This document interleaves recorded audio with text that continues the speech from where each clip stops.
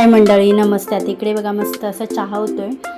संध्याकाळचा टाईम होता, 5-6चा. चहा झाल्याच्या नंतर लागली होती जेवण बनवायला, रात्रीचं जेवण. त्यासाठी बनवली होती इकडे मस्त अशी चटपटीत टमाट्याची चटणी.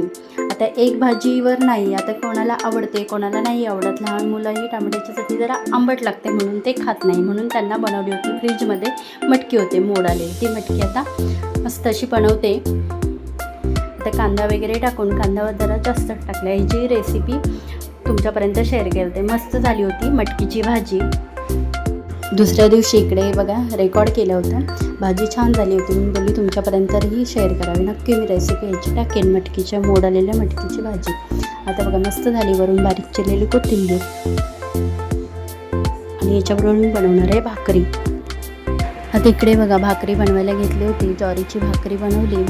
आता बघा एक टाईम 2 टाईम असते चपाती, म्हणून बोलले एक टाईम आपण भाकरी बनवूया. आणि जरा भाकरी, ज्वारीची भाकरी जरा पौष्टिक आणि चटणीबरोबरही छान लागते. टोमॅटोच्या चटणीवर म्हणून भाकरी बनवली होती. असं हे जेवण होतं माझं, रात्रीचं जेवण होतं. भाकरी, मटकीची भाजी आणि थोडासा भात आणि डाळ. आणि बघा मस्त व्हिडिओ आवडला तर नक्की लाईक, शेअर आणि सबस्क्राईब करा. बाय.